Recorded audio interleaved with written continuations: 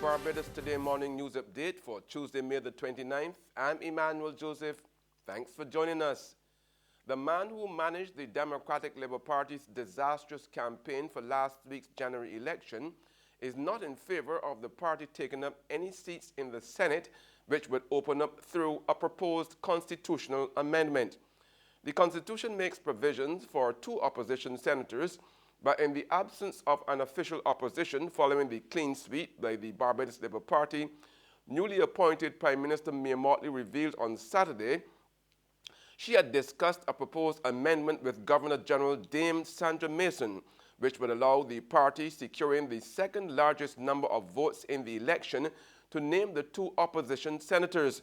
However, former DLP campaign manager Robert Bobby Morris told Barbados Today this was not necessary since the party would prefer to earn its place in Parliament. My view is that the Democratic Labour Party will be getting back their seats and claiming rightfully by that action their place in the legislature in due course. I think that's going to happen. So I don't think there's any necessity to create a position, especially at this point in time. Opposition in Parliament is not the only type of opposition that is possible, but I don't think the Democratic Party will want to be compromised in terms of their participation. That participation will come as rightfully due by a party that will establish its position with the electorate in due course.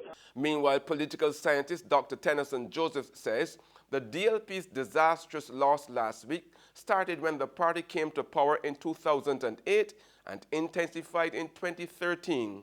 Imagine the party in government is putting out a manifesto, and in the manifesto they are saying things like, we did not cut salaries, we did not ask you to pay fees at the hospital. Is that what you put in the manifesto? The only reason why you put that in the manifesto is because of the narrow economism, and therefore there was nobody in the DLP, including the Prime Minister, who said anything to change that language. And therefore, by the time you notice what the DLP did, the DLP moved the language beyond that narrow economism. So although a lot of what they were discussing had to do with stabilizing the economy and so forth, they were talking about broader developmental things, broader humanistic things. In related news, the Alliance Owners of Public Transport is anxiously awaiting to meet with the new Minister of Transport, Dr. William Dugade. Public Relations Officer Mark Haynes tells Barbados Today the sector needs to resolve a number of outstanding issues.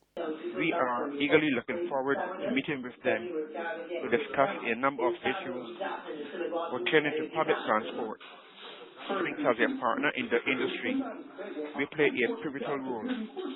Our goal primarily is to continue to foster congruous relations with all in the ministry. Meanwhile, Prime Minister Mia Mottley, who met with the social partnership yesterday, is due to have a follow-up meeting on Friday. There's regional and international news after this short break.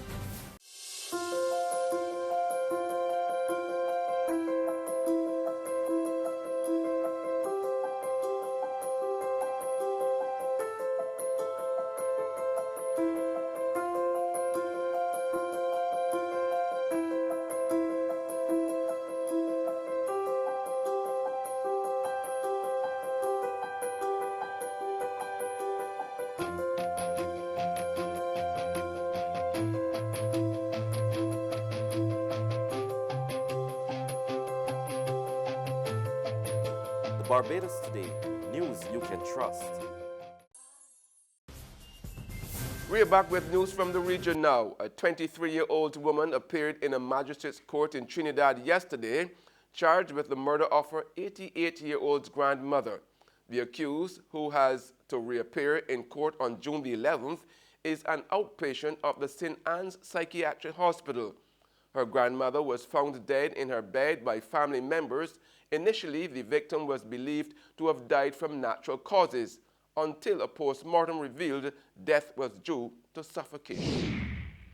In more regional news, the controversial St. Jude Hospital in St. Lucia will remain at its original site in Beaufort amidst concerns by the medical fraternity and the opposition over the physical suitability of the facility currently under construction. The decision to keep the hospital on its existing site was announced yesterday by Economic Development Minister Guy Joseph. Maybe it was public pressure. Maybe it was a change of heart. Or maybe it was the plan all along.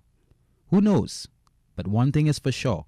St. Jude will remain where it always was. Not the George Odlum Stadium, but its original location and the site of halted reconstruction works, OGVA4.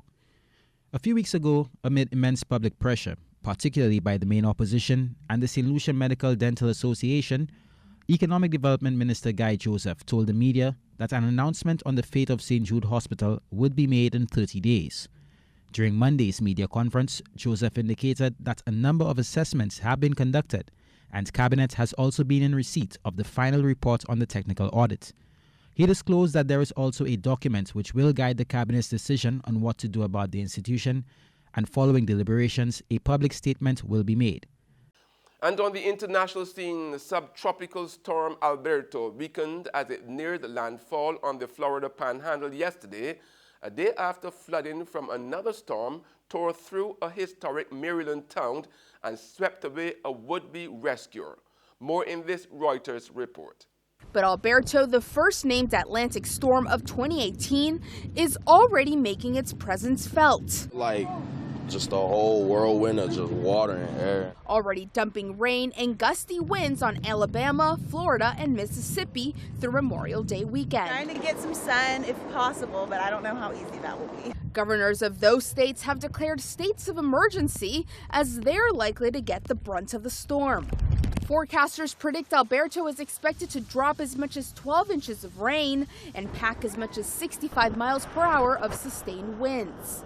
Thousands in Florida evacuated their homes Sunday and much earlier than expected, as hurricane season doesn't officially begin until June 1st.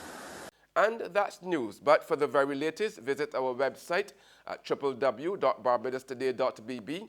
You can also subscribe to our e-paper, email updates, or like us on Facebook, and sign up for our breaking news alerts via WhatsApp. We are also on Izumi Media in bus terminals, as well as Screenplay at supermarkets and gas stations near you. You can also hear us on Mix 96.9 FM. I'm Emmanuel Joseph. Have a fantastic day.